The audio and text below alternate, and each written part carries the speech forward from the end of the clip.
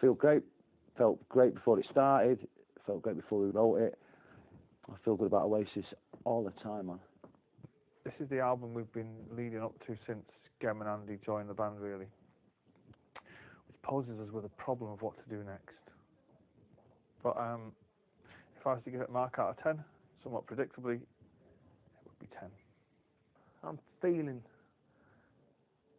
very lucky, very ecstatic, because it all went to plan, I think. And it's just part of the process, and it's going good, man. Everything about it is very exciting. The fact that we only did it once is a big plus, because this is the third album me and Gem have been in for, and the first two were a lot more difficult. This is a really easy one. This is the easiest album I've ever made, I think. Sort of just happened. Well, it did for me anyway. I'm sure it might have been an uphill struggle for some people. These tortured artists and that. But it was easy for me, man. I just went in and done my bit and had a drink and got off. We were, as Noel says, we were due an easy one. I kind of feel like a bit of a mug, really, for co-producing all those records myself for all that length of time. It's a piece of piss with the producer. You just write the songs and he says whether he likes it or not, and then you argue about it, and then you both realise that I was right in the first place, and then you crack on and do it, and he does all the work, and you sit at the back fucking shouting, yes, no, louder, faster, slower. I like them all, man. I'm Oasis' biggest fan, man. Bag It Up. Bag It Up to me is another kind of visual song. It's a glorious mess. We never quite nailed it in the studio, but it doesn't lack anything for that. It kind of sounds like the circus has come to town. It's a crazy song. It sounds like, to me, it sounds like the Roman Empire invading. I like Falling Down because it's, I guess it's kind of a cousin of Setting Sun, was what I'd done with the Chemical Brothers all those years ago. It's a song I've been threatening to write for a while, or I've wanted to write for a while. And I love Falling Down, just because I still get them kind of goosebump moments when he plays his new songs. No, sometimes. Just love the energy of it, really. Falling Down is another favourite, and Out of Time is probably the third one, just because it's that moment of relief after quite a few heavy songs, and Out of Time comes in and just kind of, blows it all out. Yeah, the most special one, I suppose, is Out of Time. I like that one because obviously I wrote it, and but then again, I like them all. I like them all, man. They just come to me. I don't know where from, and it follows no set pattern. You just got to kind of catch them out of the sky, and not. I only ever wrote Standing on the Shoulder of Giants was written from a position of some form of truth. I think that was in between coming out of the 90s and drugs and all that kind of shit. But what inspires me to write music now, that's because it's just what I do, and I'm fucking brilliant at it. Noel knows exactly what he wants to go for in his head. It doesn't always end up kind of like that, but he's got, I don't know how he does it really. He's really kind of old school in that he doesn't have a port studio. He doesn't, he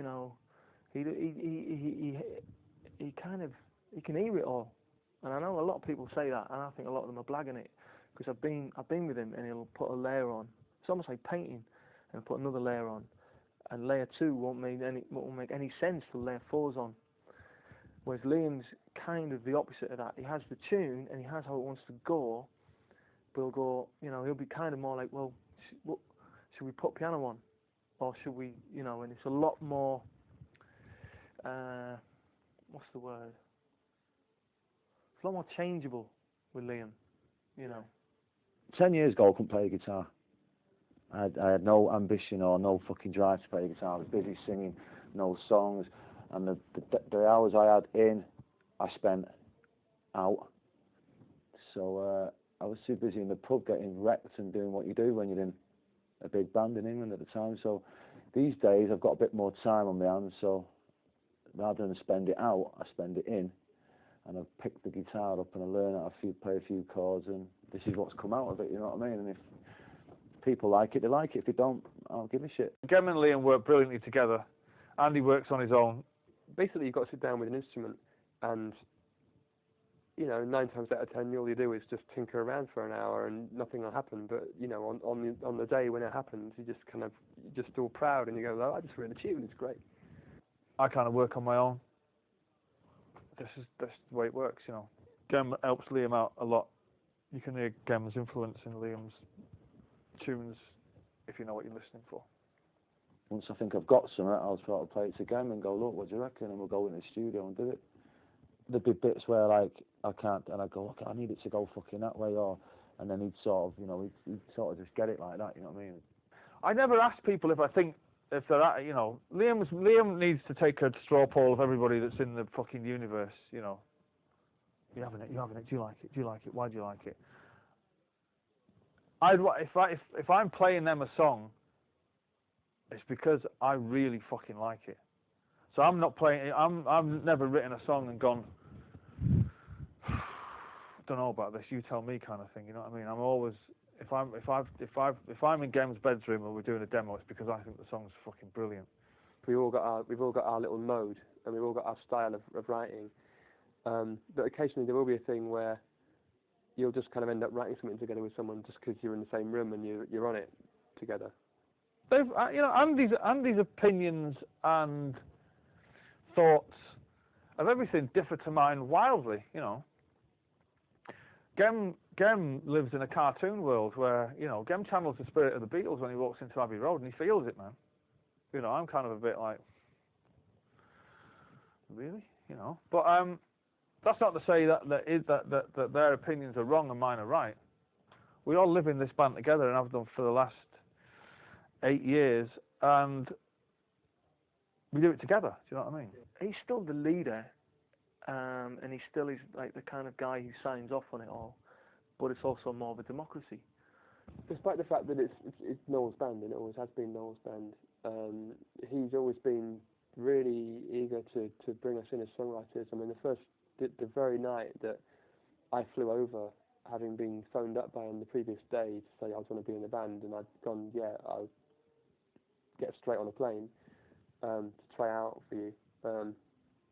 We went out for a drink that night, and at the end of the night he was saying, all we've got to do is tour this album, which was Standing on the Shoulder of Giants, and then we can start writing together and making an album together that will be like a real band album.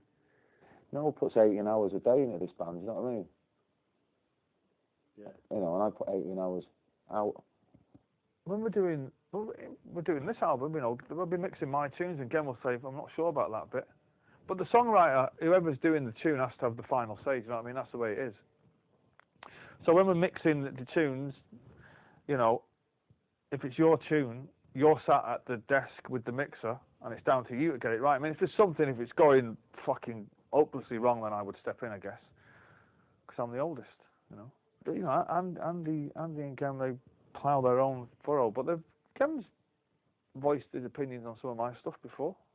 I don't take a blind bit of notice of him, but I mean, I do it in the not once we're there, but if we're in the demo stage, then yeah, I'll take his advice on a lot of things actually, guitar parts and things like that, but I mean, if I feel really strongly about something, fuck it, you might as well not be in the room. I think a band needs kind of a director like that, because otherwise stuff just takes too long and goes around the hours, and you come back the way you were in the first place anyway. We don't roll over and let no, it's not. I mean, that sounds like he's like fucking some kind of big bully and a big bad teacher. He's a joy to be around. You know what I mean? He's a top person to be in a band with. And I wouldn't say he knows more. He just sort of, I don't know. He just he's into it. You know what I mean? He's full on into the Oasis thing. I'm looking forward to playing live because it's what we do. It's the best part of what any band does, I guess, is getting out and playing. That's what you do. That's how you start. You start to play before you start to record. So I guess, unless you're one of those fucking bands that are signed before they do any gigs or something ridiculous like that. I'm looking forward to everyone hearing him. I'm looking forward to people slagging him. I'm looking forward to people enjoying him. I'm looking forward to getting out and playing them, man. Just seeing what this tour's got to offer. I love the studio, but I'm really excited now about the tour and just seeing the set list kind of, you know, it's a luxury, man, because there's so many good songs, and then these as well already sound like they've been there for a long time, so can't wait, really can't wait. My bags are packed, man. I'm ready to fucking go, man.